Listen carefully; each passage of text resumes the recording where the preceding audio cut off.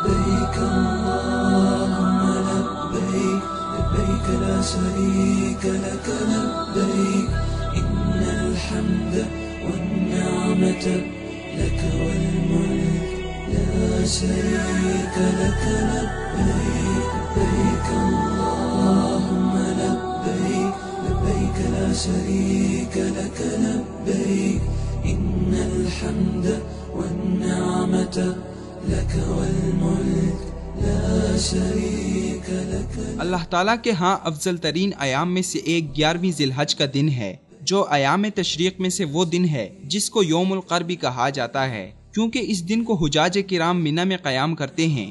رسول اللہ صلی اللہ علیہ وسلم نے فرمایا کہ اللہ تعالیٰ کے ہاں سب سے افضل دن یوم النحر اور اس کے بعد یوم القر یعنی 11ویں ذی الحج کا دن ہے۔ 11ویں ذی الحج کو حاجی 3 دفعہ 21 کنکریاں اس طور پر ماریں کہ ہر بار میں 7 کنکریاں ہوں۔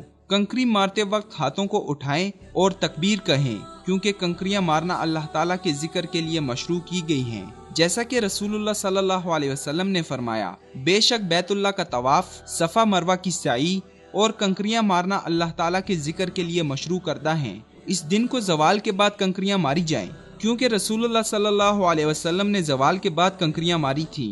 اس لیے اگر زوال سے پہلے کنکریاں مارنا جائز ہوتی تو امت کی آسانی کے لیے آپ صلی اللہ علیہ وسلم زوال سے پہلے ہی کنکریاں مار دیتے۔ کنکریاں مارنے میں ترتیب کا لحاظ رکھنا حجاج پر واجب ہے، اس لیے جمرۃ الصغریٰ سے کنکریاں مارنے کی ابتدا کریں، جو کہ مکہ سے دیگر جمرات کی بنسبت دور واقع ہے۔ 7 پے در پے کنکریاں ماریں، ہر بار کے ساتھ ہاتھ اٹھاتے اور تکبیر کہتے ہوئے۔ اس کے بعد دائیں طرف کو آگے بڑھ کر اتر کر قبلہ رخ ہو جائیں اور ہاتھ اٹھا کر لمبی دعا مانگیں۔ اس کے بعد درمیانی جمرات کی طرف جائیں اور 7 پے در پے کنکریاں ماریں، ہاتھ اٹھاتے ہوئے اور تکبیر کہتے ہوئے۔ اس کے بعد بائیں طرف سے قبلہ رخ ہو کر لمبی دعا مانگیں۔ پھر جمرۃ العقبہ کی 7 کنکریاں ہاتھ اٹھا کر تکبیر کہتے ہوئے ماریں، جبکہ یہاں قیام اور دعا نہ کریں۔ پس جو کنکریاں مارنے سے عاجز ہو، جیسے بوڑھا، بیمار اور حاملہ عورت وغیرہ، تو وہ کسی اور کو کنکریاں مارنے کے لیے اپنا وکیل بنائے۔ اسی طرح بچوں کی طرف سے بھی ولی کے لیے کنکریاں مارنا جائز ہیں۔